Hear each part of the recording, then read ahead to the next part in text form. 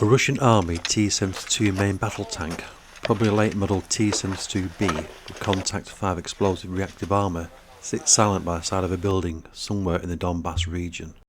The first thing to notice is the tank itself is lacking the rear cage or skirt armour to protect against attacks from rocket-propelled grenades. The 3 crew members are resupplying the tank with 125mm VOF-22 high explosive fragmentation fin stabilised rounds and propellant charges. You can now see a Russian crew member loading the fragmentation round and the propellant cartridge into separate trays. These lower into the empty holding cassettes within the automatic carousel loader. The carousel holds 22 ready-to-use projectiles.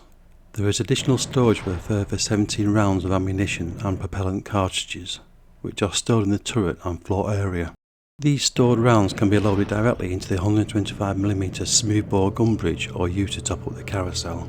You can see here the gun loading operation. The autoloader mechanism selects the fragmentation round first, pushing it into the breech of the gun, followed very quickly by the propellant cartridge. When the gun fires, all that normally remains is the propellant cartridge metal base, which is automatically removed as part of the firing cycle. This is ejected through an opening port in the back of the turret during the following reload cycle. The loading process at the gun breech is around 6 seconds, with another few seconds to fire the gun.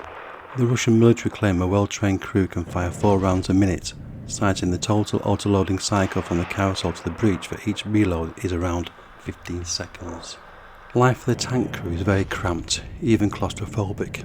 Like all Soviet legacy tanks, the T-72's design has traded off interior space in return for a very small silhouette, with the Soviet designers concentrating on the efficient use of armour, and not a lot of thought was taken for crew comfort. The once obligatory Soviet 4th crewman, the gun loader, was replaced with the mechanical loading system, leaving the tank commander and gunner to share the turret compartment space with the gun's autoloader mechanism. This equipment dominates the turret space. Each time the autoloader system is operated and the gun is fired, the compartment is filled with residue nitrocellulose-based propellant smoke. The propellant smoke is a mixture of hazardous gases and particulate matter, posing a hazard to the 2 crewmen due to prolonged inhalation of these substances, possibly leading to long-term lung issues. The commander will often leave his hatch open, even in battlefield operations, to help increase the airflow ventilation to compensate for the T-72 inefficient smoke extraction system.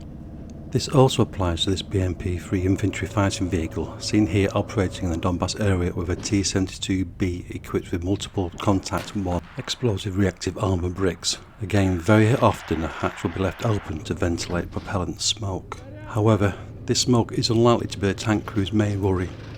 As we have seen across many media outlets, the illegal and unjustified Russian invasion of Ukraine has highlighted the T-72 tank design's catastrophic flaw. Images of destroyed Russian tanks, in particular the T-72 variants, with their turrets blown off, have become almost daily since the beginning of the invasion of Ukraine. The tank commander and the gunner are seated directly above the autoloading system. When a T-72 tank of any variant is hit by a missile, it will very likely detonate the up to 24 rounds in the autoloading system, or the additional rounds that are stored within the turret. The chain reaction explosion contained within the hull tears the tank apart from the inside. Blasting upwards, it removes the turret with such force it is thrown clear from the body of the tank, sometimes at a distance of many feet. There is practically zero survival for the 3-man crew.